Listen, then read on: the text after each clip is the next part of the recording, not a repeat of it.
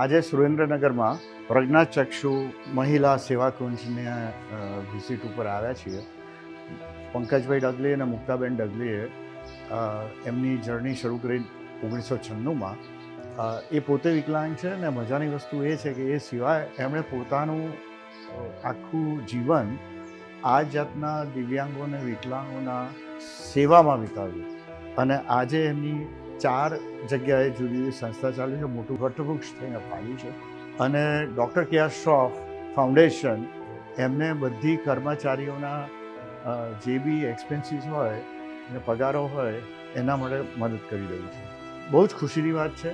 અને એક રીતે જ્યારે અહીંયા આગળ આવી અને જોઈએ કે કોઈની પાસે આંખોના અજવાળા નથી ત્યારે જિંદગીમાં કેટલી તકલીફ પડતી હોય છે અને આંખોના અજવાળા ના હોય ત્યારે એમાં કેટલીક દીકરીઓ એવી છે કે એમને મેન્ટલી ડિસેબલ્ડ કે મંદ બુદ્ધિ કહી શકાય, એની જિંદગીની પરિસ્થિતિ કેવી હોઈ શકે. આવી સંસ્થા જ્યારે એ દીકરીઓનો સાથ આપે છે, સહારો આપે છે, એની બધી રીતે દરકાર લે છે, કાળજી લે છે, બહુ મોટી વાત છે. ને ડૉક્ટર કે આર શ્રોફ ફાઉન્ડેશનને ગર્વ છે કે આવી સંસ્થાને એ એમની રીતે બધી રીતે મદદ કરી રહી છે.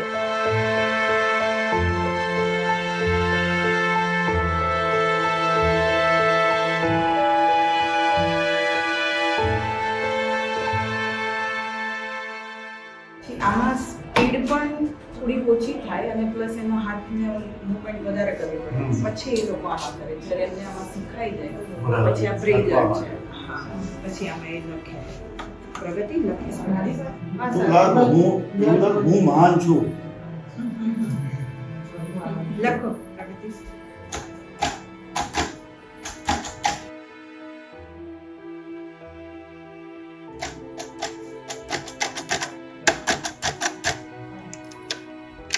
સરસ.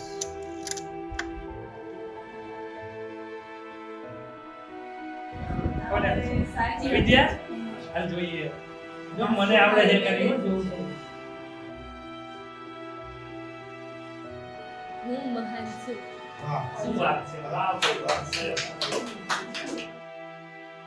સામાન્ય રીતે 1996માં અમે અમારા ઘરમાં અમારા પૈસે 4 અંધ દીકરીઓથી આ સંસ્થા શરૂ કરી હતી. અત્યારે 4 બ્રાન્ચ છે. ચારેય બ્રાન્ચમાં લગભગ 800 જેટલી વ્યક્તિઓ છે જેમનો સર્વાંગી વિકાસ કરવાનું કાર્ય આ સંસ્થા દ્વારા થઈ રહ્યું છે.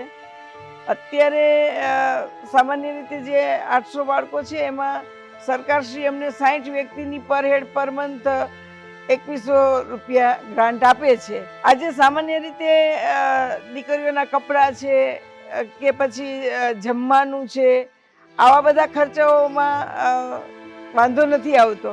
શ્રાદ્ધ જેવા સમયમાં તો અમારે હાથ જોડીને વિનંતી કરવી પડે છે કે હવે અમે તમારું લઈ નહીં શકીએ. એવા સંજોગોમાં એમને એમ સમજાવીએ કે તમે શિક્ષણ માટે, તમે મેડિકલ માટે કે આ બિલ્ડિંગોના મેન્ટેનન્સ માટે તમે અમને મદદ કરો, પણ એવું એમને બહુ ગળે ઉતરતું નથી.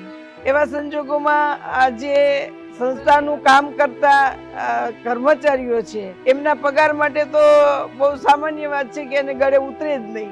એવા સંજોગોમાં અત્યારે જે ડૉક્ટર કે આર શ્રોફ ફાઉન્ડેશન છે એમના તરફથી જે અમારા 70 જેટલા કર્મચારીઓ છે એમને પગાર આપવામાં આવે છે એ અમારા માટે બહુ જ મોટી વાત છે, બહુ મહત્ત્વની વાત છે.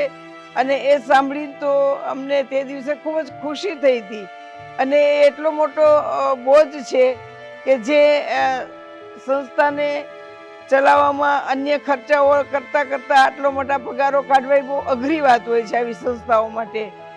તો એવા સંજોગોમાં જે ડૉક્ટર કે આર શ્રોફે ફાઉન્ડેશને જે મદદ કરી છે એ અદ્ભુત મદદ છે અને જેના દ્વારા અમે આ બહુ સરસ કાર્ય કરી શકીએ છીએ. 5 કર્મચારીઓ વધારે પણ રાખી શકીએ છીએ.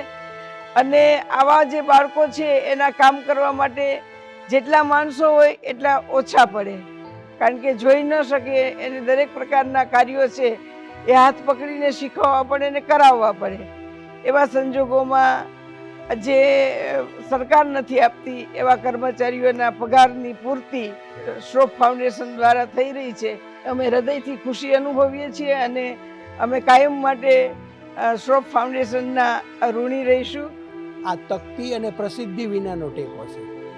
લોકો તકતી અને પ્રસિદ્ધિ માટે તો ખૂબ ટેકા આપે છે, પણ આ તકતી અને પ્રસિદ્ધિ વિનાનો ટેકો અમારા માટે પ્રાણવાયુ સમૂહ બની રહ્યો છે અને એના થકી સંસ્થા કાયમ જીવંત રહેશે એવી મને પૂરી શ્રદ્ધા છે.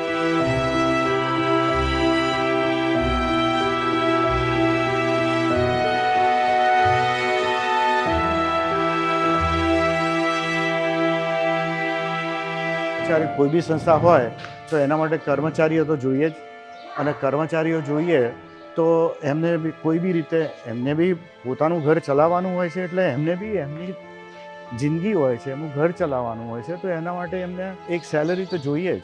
સમાજમાં એક ભાવના છે કે જ્યારે કોઈ બી સમાજમાં વ્યક્તિઓ કામ કરતી હોય તો એ કામ સેવાભાવે જ કરે, તો પછી એમાં એમને નોકરી કેમ હોય કે એમને પગાર કેમ હોય? પણ આજના જમાનામાં પગાર વગર માણસનું ઘર કઈ રીતે ચાલે? આ વસ્તુ સમજવાની બહુ જ જરૂર છે સમાજમાં.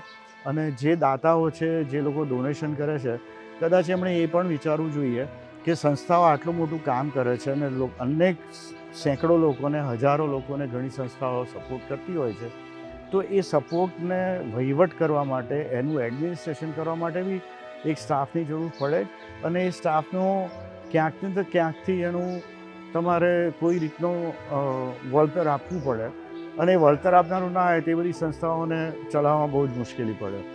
એટલે આ પ્રજ્ઞાચક્ષુ મંડળની બી એક મૂંઝવણ હતી કે એમનો 60-70નો સ્ટાફ હતો, કદાચ આજે વધીને 98 લોકોનો થયો છે, તો એમનો પગાર ના થાય તો એ લોકો કઈ રીતે આગળ કામ કરી શકે? એટલે અમને એ વાતનો ગર્વ છે અને આનંદ છે કે અમે એમને મદદરૂપ થઈ શક્યા, અને જે અહીંયા હોસ્ટેલ છે, ભણવાનું છે, જેમાં વોકેશનલ ટ્રેનિંગ બી છે, તો એ બધાનો સપોર્ટ થઈને આ દીકરીઓ પગભર થઈ રહી છે. તો એ બાબતનો ખૂબ જ સંતોષ છે અને ખૂબ જ આનંદ છે.